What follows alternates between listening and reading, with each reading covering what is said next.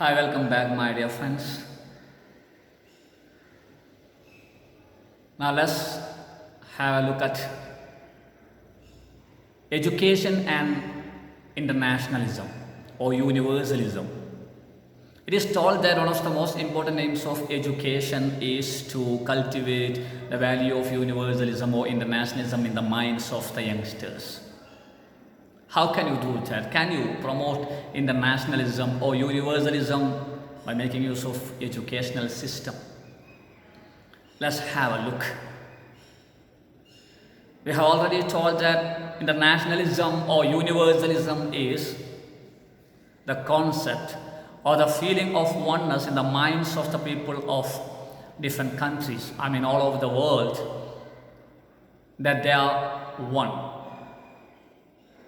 regardless to their difference in nationality, in linguistic backgrounds, in costumes, in cultural aspects. So how can we create such a feeling in the minds of the people? In educational institutions, we should teach the students about the history of great international leaders. You can teach about Mahatma Gandhi in India. At the same time, you should teach about Nelson Mandela.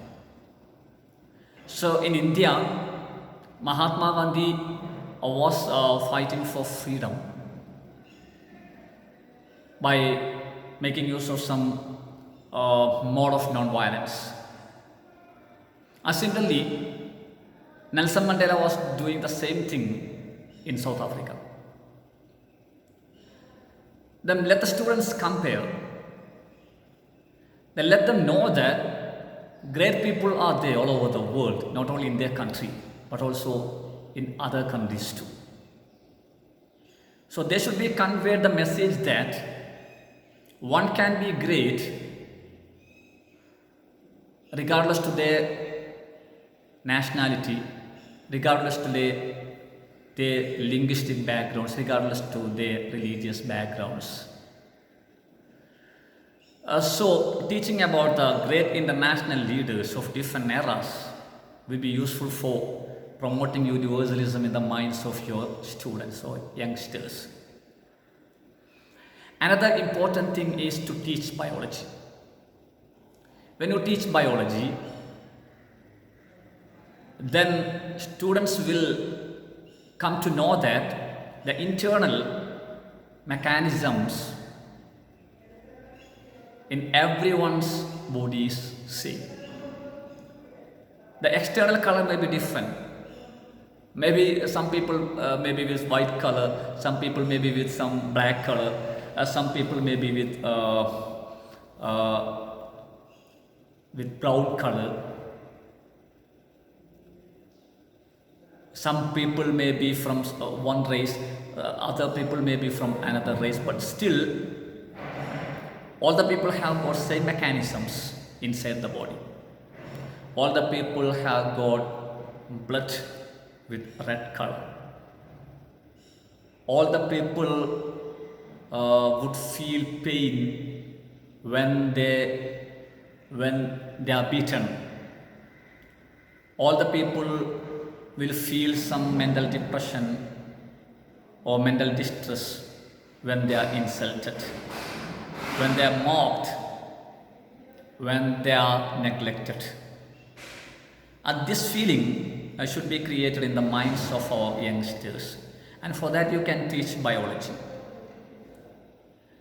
Another important thing we can do in our educational institutions is creating a mentality against war. For that you can teach history about different wars. You should teach about different wars held in different parts in the world during different eras. You should show them the after effects of wars. Wars always create tragedies. Wars always create losses.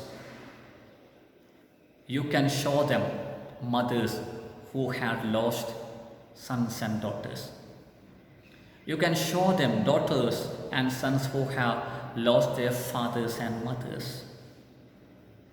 You can show the pathetic conditions of families which were affected by wars.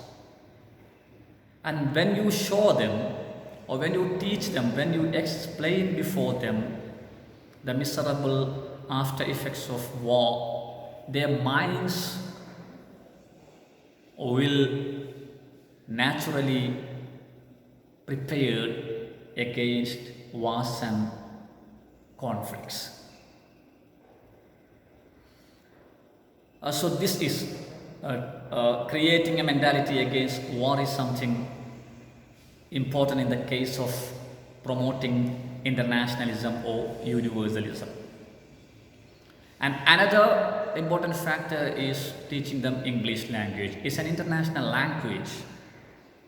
If you know English language, I think you can travel almost, you can travel to almost all countries, because English is spoken in almost by some people, at least by some people in almost all countries. So as we told about our national language Hindi, English is an international link language. It's a language which can connect people from different countries. Or when you communicate with an American, when you communicate with an Australian, when you communicate with an African, when you communicate with a European,